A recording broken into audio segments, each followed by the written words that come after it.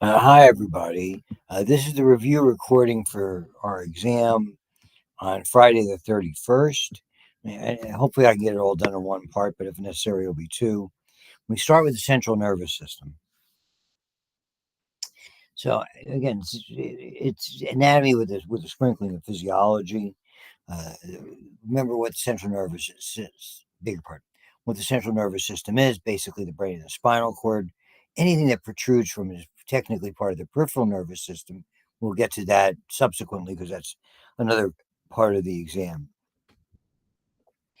We know about the lobes: frontal, occipital, temporal, parietal. What happens in each one? That's part of what I think is important to understand. Basically hearing is attributed to the temporal lobe, vision, occipital lobe. This is the processing of the signal. The interpretation would be frontal lobe more than anything else. Okay. Parietal lobe is general sensation, and it plays a role in a variety of sensation. There's a sort of processes and sorts what that sensation means. The frontal lobe is assessment of all of this, communication, initiating, and basically effecting motor, being able to move things around, telling your muscles what to do, telling what to say, what to speak, solving problems, analyzing data, language skills, all of that, processing what you see and what you hear in the sense of, mixing it. Remember, we talked about the prefrontal cortex, mixing it with the emotional aspects of things. All of those things are important. Remember, Wernicke's area is really the expressive area, mostly spoken, but also written when it's affected, say, by a stroke. That limits the ability to do that. We call that an expressive aphasia, aphasia. And the other is, I beg your pardon, that was Broca's area. Pardon me for misspeaking. Broca's area is the expressive aphasia. Wernicke's area is the receptive aphasia, where basically you receptive means you're receiving all that information and then responding to it. The trouble is you can't receive it, you just respond to it. And so remember how I described those two. Broca's area, you know the answer to the question, but you just can't get it out. Very, very frustrating, classic in stroke patients, either by spoken or written word. The receptive aphasia, you can get out the answer, but you have no idea what the question is. And effectively, it's almost a guessing game that the patient plays with someone who's asking the question. So it's very interesting. There's highlights of other areas of the brain, the amygdala being the rage center, the hippocampus really playing a pivotal role in Alzheimer's and memory, particularly short-term memory, the insula, that primitive layer for smell and for taste. So have an idea of all of those. Those are really all cerebral areas. The basal nuclei or basal ganglia, depending on readings. Hopefully, I say nuclei and all of that as the appropriate terminology today. And remember, that plays a pivotal role, particularly if you want to think of what Parkinson's is. It's really being able to the fine movements, being able to, not just grossly move your arm, but how rapidly, how slowly, to doing intricate things. And it manifests itself when there's damage there, having difficult time starting and stopping. We typically see people almost looking jittery or unable to control those movements, and that's a classic area for movement disorders. And that's where things like the unusual movement disorders like Huntington's chorea come into play, as well as Parkinson's. They affect those areas, the basal nuclei. And remember, particularly those two pathways that are involved from the midbrain that impact important matters, and I want to mention them here so you know that there's a question on them. One is called the mesolimbic pathway, meso for midbrain, limbic for going to that limbic system, your emotional center, your pleasure center, and effectively that involves dopamine. So it's the mesolimbic dopamine pathway, really important in addictive diseases. Whereas the nigrostriatal from the substantia nigra, the black substance or black areas of nuclei in the midbrain, to the corpus striatum, which is part of the basal nuclei dopamine pathway. That's the one that's involved in Parkinson's. So I think, and those are useful to remember. So I mean, and for instance, they're just beginning to know anatomically in the brainstem, the smallest area is the medulla oblongata. Then as you ascend, you go to the pons. Then as you ascend more, you go to the midbrain, and that brings you into the diencephalon with the thalamus, the hypothalamus, the epithalamus or pineal gland. You might remember these structures from our dissection. And then that posterior, the second largest area of the brain, is the cerebellum. And all how important that is, and specifically with things like ipsilateral, which means same-sided motor coordination. And that's why when you're moving your right arm, there's a whole other bunch of structures on the right side, different muscles in the shoulder area and the elbow area. It's not just an arm movement per se. And it's that coordination of all of those motions that's sort of encoded and really plays a pivotal role with regard to the cerebellum. And indeed, remember me talking about Romberg sign, the field sobriety, the so-called drunk test, where you have to have that and the proprioceptors and your eyes. As long as you have two of those three, you can get around.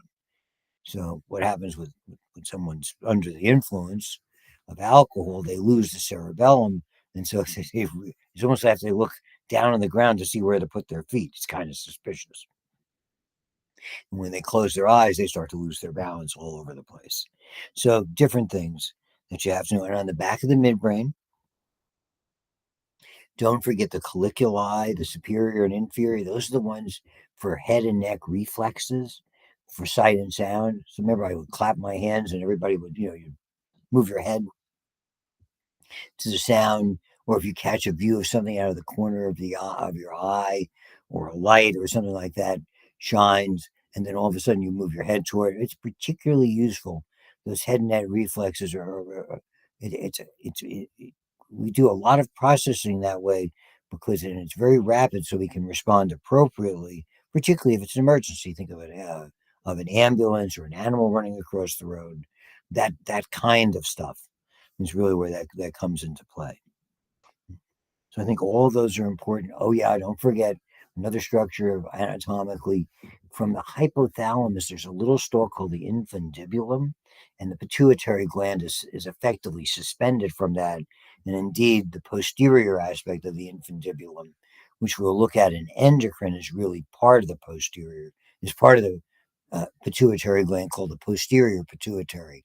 When we get to endocrine, and we do that in phys, the that particular gland is really the link between the nervous and the endocrine system, and that's where the link is. So you actually have part of the nervous system as part of the gland giving instructions to the pituitary gland, the glandular portion. And anatomically, don't forget all of those amazing ventricles that are really that big, one hollow chamber that's been folded. So the ones that are so oddly shaped, sort of that intricate C shape for the giant cerebral lobes, are called lateral ventricles. They're divided by a thin membrane called the septum pellucidum. Okay. And even though the fluid is somewhat continuous between the two of them, that divider apparently plays a role. Remember, I was telling you about a student I had whose son was missing one, and it wasn't so much cognitive problems, but they seemed to be associated with some behavioral problems. And she was telling me this was a good 20 years ago when she was my student. So I have no follow up on that to be able to share with you. So I think those structures are important. So the lateral ventricles are the ones that are associated with the cerebral cortex. The third ventricle, and we saw some of this on the dissection, surround the thalamus and hypothalamus particularly. They're connected by a tiny passageway, okay, which is it's like called the interventricular frame, and I don't think I have a question on that. And then there's another passageway called the cerebral aqueduct. An aqueduct, a passageway for fluid. If you remember back in ancient Rome, they built aqueducts. And that's the passage that we see in between, that's really in the midbrain. So the bulk of the midbrain is anterior to it, and the colliculi, superior and inferior, are posterior to it. That was something that was visible on the dissection. And as you work your way down from there, the next ventricle that has the cerebellum posteriorly and the pons and the medulla oblongata anteriorly is the fourth ventricle. That's the one with the apertures, medial and lateral. There's median rather and two lateral. Median in the middle, two lateral. That's where the fluid escapes to go from basically in the interior of your brain to go exterior in the meningeal layers, as well as there's an escape route down at the bottom of the, all the way down the spinal cord, which is the central canal, and all the way at the bottom of that is also an escape for fluid. So remember, the cerebrospinal fluid is both outside and effectively inside. So as I described it, and everybody does, that it's almost as though your brain and spinal cord and brainstem are floating in cerebrospinal fluid. And remember, the fluid's unusual. It's not plasma, but similar. So it basically is kind of, it's taken from plasma, but not quite exactly as a filtrate of it. What happens is there's other materials. It has different chemicals in it and different balances of electrolytes, and it's finalized in those in the areas where you see those. We call them choroid plexes, choroid plexes, and what they are is they're sort of the final sort of filter and adjustment of this fluid that's effectively coming from plasma. And so I would not being produced there as much as I would say finalized there. And we make about maybe, I don't know, a half a liter or so a day. And as we produce it, we have overflow. And those, you might remember, those arachnoid villi or arachnoid granulations that protrude from that arachnoid layer into the dura. Remember, the dura is separated in the brain area, and it forms those sinuses where it collects. And if you go back and look at the diagram, you'll see it. That's there. And I mean, I've talked a little mostly about gray matter areas and things like that, but white matter is important as well, just more of it. And basically, there's three types. Ones that we call commissural fibers, they go right to left or left to right. In other words, across from right side to left side. The classic example is the corpus callosum. You also see it in the spinal cord with that sort of H area, or that sort of the mid portion in the butterfly. There are also some commissural fibers that are close to that zone. But the really classic example is the corpus callosum, more so than anything else. And again, that sort of, and that was right, and you were able to see that because you cut through it when you hemisected or divided that brain sort of in half, so we could open it up like you would open a book. And then the other fibers are association fibers. They go on, they're always on the same side, and they principally go forward and backwards. So they're taking the sensory information and processing it, and then the motor information may be carried back to modify the sensory information in the future. Oh, ignore this, do that. Think of it's just sort of the way your mind works. We don't even think about it. And then you have projection fibers, which go up and down. A good example of those would be the corona radiata from the thalamus, basically sorting, editing, and relaying what the thalamus does and sending the sensory information to the appropriate part of the brain. Oh, your vision, go occipital. Your hearing, go temporal, etc. That type of stuff. And we talked about a couple of the tracks that are important. I didn't want to forget that. Spinothalamics, and I mentioned this in class yesterday. I'm doing this is Tuesday the 21st, so I mentioned it yesterday. Spinothalamics, the big, that's pain, sharp, dull. That's a 3 different nerve track, first, second, and third order nerves. That track basically takes it from where you feel it, and it takes 2 nerves to get to the thalamus. Okay, and then another nerve that forms the corona radiata to get to the appropriate part of the brain for sensation. And basically, they're about pain, sharp, dull, light touch, significant, significant feelings, hot, cold, sharp, dull, pain, etc., are all part of those spinal thalamics. Where the corticospinal, they're going down, so it's a motor track. Spinal thalamic, it's going up. So corticospinal, okay. Basically, there's a 2 nerve circuit, upper and lower motor neurons, not first, second, and third order, that's sensory. And those 2 nerve circuits basically give motor signals, and they end up basically one from the brain effectively to the spinal cord, and the other from the spinal cord to the muscle that's going to move. Pretty straightforward. That kind of a thing. I commented briefly just before about the meningeal layers. The meningeal layers are the liners. Remember, there's 3 different ones. Dura for durable, hard. Arachnoid because of, I'm going from superficial to deep.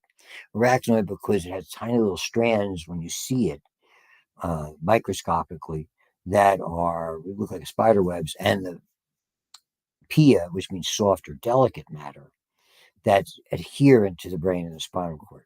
Well, the big difference is between the brain and the spinal cord is the dura. The dura has a periosteal and a spine and a cranial layer that's separate in various areas, forming those sinuses. That's where those arachnoid granulations are. That you see where cerebrospinal fluid is collected. In the spinal area, it's a single layer and surrounded by fat. And that's what gives us the ability to do spinal blocks.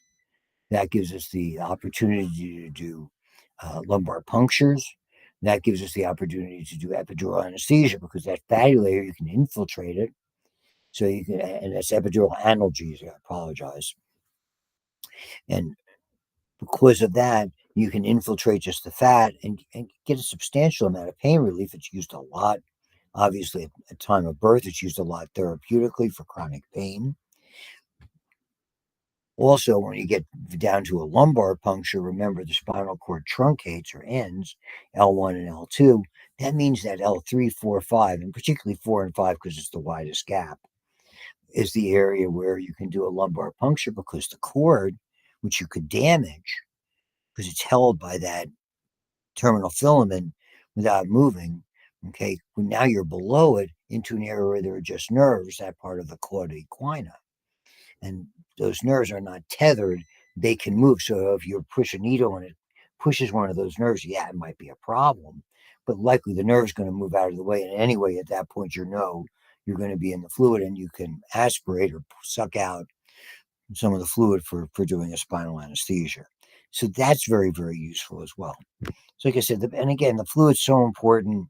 It's got plasma in it, and it's completed by all those interesting cells you're going to learn about in physiology called ependymal cells, and its location that's there. Remember, it's located either external, okay, when it's the external dura mater, in those pockets or sinuses, or in the fluid that basically is external to it, particularly in the brain, or it's located within the subarachnoid space. That's where we find it. And again, there's a lot of different ventricles, and effectively what they are is effectively more or less a reservoir for cerebrospinal fluid. I'm going to have to turn something off. Okay, I'm carrying this with me while I'm talking. Up. I always sit when I do these. I won't for today. Okay, so other anatomical landmarks that you should be familiar with, they include the pyramids. Remember, that's on the medulla oblongata. And those are really those cortical spinal tracts. And particularly in that area, they're just about starting to cross. Take something off that burner here. Hold on. We're good. Move it on. And remember the distinction between nuclei and ganglia. Nuclei are clusters of cell bodies. We don't use the term nucleus for individual cells. We call them cell bodies or soma or perikaryon. And you'll get this when we do the physiology part. But in this particular instance, if they're within the central nervous system, we call them nuclei. That's why we now use the term basal nuclei. And if they're outside, they're ganglia, like the dorsal root ganglia I showed you in the spinal cord. That's part where all sensory nerves have those. And they're outside of the spinal cord, but conduct sensory impulses inside. And remember the distinction between columns and horns. Okay. A column is white matter, a horn is gray matter when you're looking at the spinal cord. So typically we use the terms ventral and dorsal rather than anterior and posterior. Okay. Because it's older terminology. That's typically the way we look at those types of things. So the dorsal columns are white matter, ventral horns are gray matter. Let's see. I'm getting there. I've covered most of the stuff. I'm just looking. I got that. Oh, don't forget the arbor vitae. We saw that. I made a big deal out of it. That area in the cerebellum. It's really very distinctive, because what that is the white matter that plays such an important role in really all this tremendous amount, more synapses, more connections in the cerebellum than any place else. And so those signals are constantly being received and shuttled out. So they're received, so they have, and the fancy term, which is not on here, is called peduncles, are white matter tracks that basically are formed from or leading to that arbor vitae structure. So they go up toward the brain, they go across toward the brain stem, they go down toward the spinal cord, and obviously it's two-way traffic in those things as well. Oh, yeah, and anatomically, remember, you have the central sulcus that divides the frontal lobe from the parietal lobe. That first gyrus anterior, the precentral gyrus, that's the primary motor gyrus. Motor signals emanate from there. The gyrus immediately posterior to it, called the post-central gyrus, that's the primary sensory one. Those are the ones that have that homunculus, that upside down figure that has that you've mapped out for where the motor impulses are going out from, and where the sensory ones are coming into. That's really important. So that, and the one that separates it, sort of the member, that's the central sulcus. Deeper, going all the way down to that corpus callosum, is the longitudinal fissure that divides right and left halves. And the lateral sulcus, that's the one that really sort of defines where you can see where the temporal lobe is. It doesn't quite go all the way back, but I mean, so it sort of gives you it really sort of identifies the area where the central, where the temporal lobe is, and it sort of blends in with a bit of the occipital lobe as you look at it from the side. And again, the important things, remember the phylum terminale, the cauda equina, and lastly, that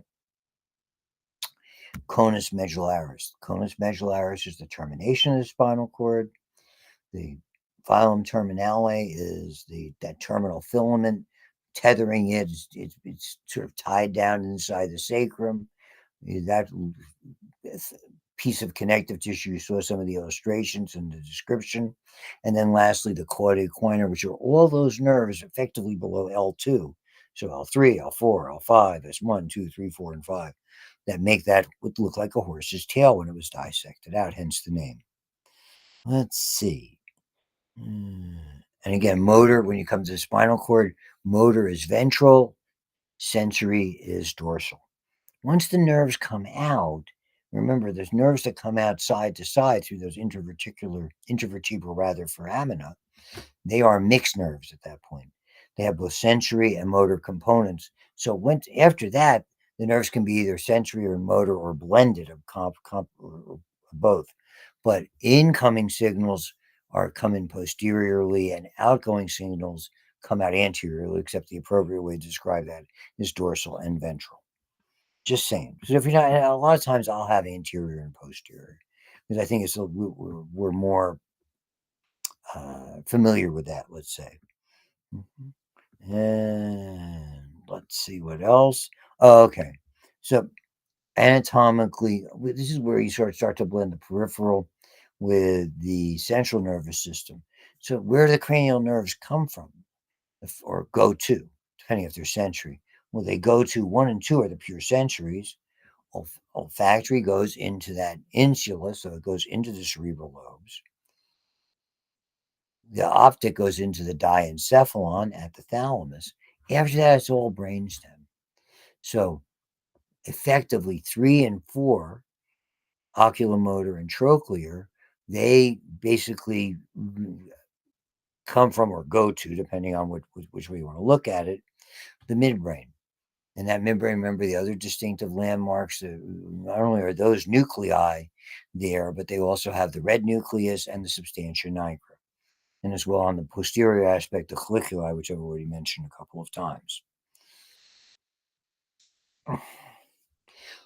At that point, sort of at the junction between now it goes all the way down. The 5th cranial nerve is about 2/3 of the way down in the pons. Please know a bunch about it because of the trigeminal neuralgia I talked to you about at length with regard to my wife's condition. So he has V1, V2, and V3. It's sensory mostly with the exception of V3, which is the muscles of mastication or chewing muscles, temporalis masseter, the medial and lateral pterygoids. Those are the ones that are involved in chewing. Everything else is sensation. V1 is ophthalmic. Go back and look at the diagrams. V2 is maxillary. V3 is important in the sense that it's because that's where the blended is. Remember where they come out. Okay. Cribriform plate for olfactory. Optic canal. Okay. Which is basically out, or in this case, going in for the optic nerve. Superior orbital fissure for 3, 4, and 6, all of them, as well as V1, the ophthalmic division of the trigeminal. Foramen rotundum for V2, maxillary division. Foramen ovale, very large for V3, because it's a big mixed nerve, comparatively speaking. Okay, we've already done 6, 7, stylomastoid foramen. That's 6, 7, and 8 are all what we call the pontine medullary junction. We're already at the bottom of the brainstem, more or less. 8 is the only one that doesn't exit. That's the one that goes into the internal acoustic meatus. So does the facial nerve, but that exits and goes out the styloid mastoid foramen. The only one that doesn't exit at all is the 8th, because the vestibular and cochlear apparatus, which we're going to look at anyway, probably tomorrow. We'll start looking at the ear because we've done the eye. And I think you're going to find that to be very interesting as well, because there's a lot of structures there. That's the only one where they don't exit. And I'll reinforce that, no doubt, tomorrow. So understand what all of those are, because I refer to that a lot. So I have all those exits. I'm covering all of that. The longest cranial nerve is the vagus. So all that's the ones I have to get to. The glossopharyngeal, 9, vagus, 10, accessory nerve, 11, all go through the jugular foramen. 9, taste, the posterior 1/3 of the tongue. Facial is anterior 2/3 of the tongue. Remember, sort of the divide is like throat, and then glossopharyngeal, tongue, but the throat part, where facial is tongue, the facial part, if you want to think of it that way. Okay, the longest cranial nerve is certainly the 10th. That's the wanderer, and it's named vagus, short for vagabond. Okay. That's another important player that's there. And then the spinal accessory is principally motor. Obviously, there's some sensation with the proprioceptors. That's the only one with a spinal component that goes up through the foramen magnum, but effectively the whole nerve exits through the jugular foramen. That's the sternocleidomastoid, moving your head side to side and shrugging your shoulders. That's your trapezius. That's its big job. And obviously, the thickest nerve in the body when we get to peripheral nerves is the sciatic. Know its components. Okay, so the components are the tibial and common perineal. That's important. Oh, I forgot to mention the big area, and I know I mentioned it, but the big area where the optic nerve is really it's a high traffic zone. Okay, and that's why I put some of these things on the practical. We have the sella turcica, which houses the pituitary. The optic chiasm sits right above it. And when we get to blood vessels, and we're going to get to that within the next week or two, we start looking at, if we do the heart, we start blood vessels, we look at something called the circle of Willis, which is where pretty much all a unique area where all the blood supply to the deeper and interior portion of the cerebral lobes comes from. So that's really a high traffic zone and very, very complex. Don't forget the ulnar nerve. Remember what that is? Hitting your funny bone, where it's located. Okay. The course of the sciatic nerve, basically in the old days, it was look at the bones that were there, the sciatic nerve that are there. I mean, they used to call it, it wasn't so much sacroiliac. That's where the hip assembly joins the axial skeleton and that auricular surface. But the notch, particularly the greater notch, is between the ilium and the ischium. The lesser sciatic notch is mostly all ischial. And so you know the composition of it, and you know about that. Upper extremity rather has 5 nerves of significance. The musculocutaneous, and they come out of the brachial plexus. Remember, the cervical plexus, the big player is the phrenic nerve. That's about your diaphragm. That's really significant. The brachial plexus has 5 nerves, 2 posterior nerves. The axillary nerve, effectively, we're talking about the deltoid, and everything else posterior. So all the extensors, whether it's the triceps brachii, whether it's all the extensors that's all the extensors in the arm extending into the fingers, pretty much all radial nerve. There's some exceptions that are there. Anteriorly, or in the flexor area, musculocutaneous, which is biceps brachii and brachialis. When it gets into the arm, and rather into the forearm, particularly into the hand, the median nerve, that's the big player. Remember, it's all the way thumb, index finger, middle finger, half the ring finger. It is really super important. The ulnar nerve, less so. Fingers, your pinky and the other half of your ring finger, and perhaps that medial portion. And so remember, the ulnar is on the medial aspect. Okay, we're looking at that ulnar as medial, remember, anatomical position. So understand all of those. The median nerve is the one that's involved in carpal tunnel, for instance. That's there. Remember, I told you a couple of the problems that are associated with those plexes. People leaning their arm on their crutches, or that old Saturday night palsy where they fall asleep with their arm over a chair, and the back of the chair is right into the armpit. They can't even move their arm, and you can really do a lot of damage. That's the brachial plexus. And the other one is where the common fibular nerve divides, and it begins to go, and it goes around the neck of the fibula, and that's where you have to put a cast either above it or below it, and mostly below it, because going above it also involves some interesting ways to do it. That's to prevent something we call a foot drop. So all of those things, and then I have matching with all the little holes things come out of. I just reviewed them, and they're all the ones I've talked about. They're there. I mean, and the key is going to have all of those names like superior orbital fissure, oval, rotundum, jugular, blah blah blah blah blah, stylomastoid. They're all there, everybody. Make sure you know your way around them. Oh, the 12th cranial, I forgot. That's the one for sticking out your tongue. That's just hypoglossal, which means under the tongue. So I think all of that's important. And then what's left is joints, and we're almost done. Okay. And so understand, joint just means where the bones come together. They don't have to move. So those fibrous joints and those cartilaginous joints don't move, and they don't have a joint space. So remember some examples of the fibrous, like suture and gomphosis. Remember the ones for the cartilage, the big one is the symphysis. They don't have a joint space. They don't have joint fluid. They're not synovial, and they're really not designed to move, although the intervertebral discs and the symphysis pubis do have a little bit of motion that's associated with them. Remember the definition of those ligaments, like the cruciates. Okay, cruciates are intra-articular. The knee has all three. It has ones that are big, is intracapsular rather, and then they have capsular ligaments, and they have extracapsular ligaments. The fibular collateral ligament or lateral collateral ligament is extracapsular because it's really not part of the capsule. The medial is, or tibial, we use both terms, and the anterior and posterior cruciates are inside already. So I think that's important as well. There's an alarm going off that I have to shut off, which I will do this very instant. My wife has an alarm. I'm getting it. Annoying. Stop.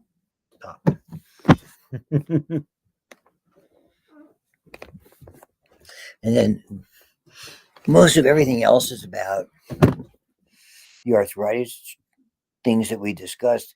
Remember the distinction between osteoarthritis, which is wear and tear arthritis. They're both, you get inflamed with both of them, but a true inflammatory arthritis is effectively autoimmune. Your white blood cells or immune system byproducts are attacking otherwise healthy structures, particularly in and around joints. So rheumatoid arthritis is the classic, okay, true inflammatory arthritis, where osteoarthritis is the classic wear and tear arthritis, although inflammation is part of the symptomatology, it's part of the mix of things people feel when they have it. So the most frequently occurring kind of arthritis is osteoarthritis. That's if you live long enough, you're probably going to get it. I mean, I don't care what the numbers they say in textbooks. I'm in my hands, well, 85, 90% of my senior citizens and 2/3 of my practice with senior citizens had it. Don't forget what gout is. Gout is a crystal-induced arthritis. It is involved with uric acid crystals. Okay, there's too much uric acid. They form in the joints and lead to inflammatory changes and damage. So in this case, the inflammatory response or white blood cells isn't autoimmune. It has to do with effectively a mechanical irritation, but it comes from a metabolic process with those crystals. And again, the distinction between the two, particularly osteoarthritis versus the true inflammatory arthritis, osteoarthritis, the joint starts by narrowing, the bone thickens and becomes dense. Eventually, the joint space disappears, and the ends of the bone actually appear to widen. So, narrowing is really the starting point, the first thing we begin to see, and eventually the deterioration goes from there. And usually, the bone is more dense rather than less dense. And the opposite for inflammatory arthritis, the true inflammatory ones, the joint swells first because it's white blood cells and it's fluid and it increases in fluid and fluid byproducts. Then it begins to damage. And so, because of the excessive amount of fluid that's in there, the bone becomes more washed out or more, if you will, almost osteoporotic. The joint becomes unstable. And then eventually there's secondary arthritic changes from deposits of material on the cartilage that occur. That's classic rheumatoid arthritis. So we see deformities in both cases. There's deformities in both cases. The joints may eventually get to the point where they can't move at all. Okay, and so there's all sorts of nuances that are there. In osteoarthritis, it's large joints, generally asymmetrical, meaning it's one side or the other. It may eventually be on both. It may be eventually in both knees, but typically starts on one. Then you change your way of walking, and it compensates, and then goes to the other one. But in rheumatoid and those other arthritises, typically small joints in hands and feet. And it's bilateral and symmetrical. They start pretty much simultaneously. And that's one of the criteria we utilize for that are there. Let's see.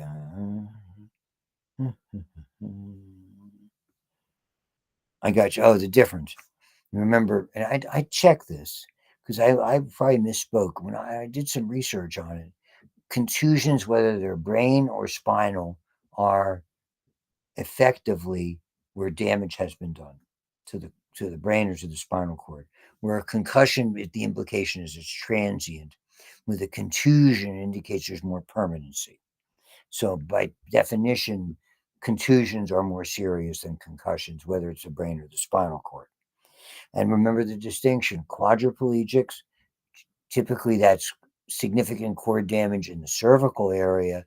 Anything when you get below that area, okay, now you're starting, and remember the definition: when you get lower than that, then you get paraplegics, where it just affects lower extremities.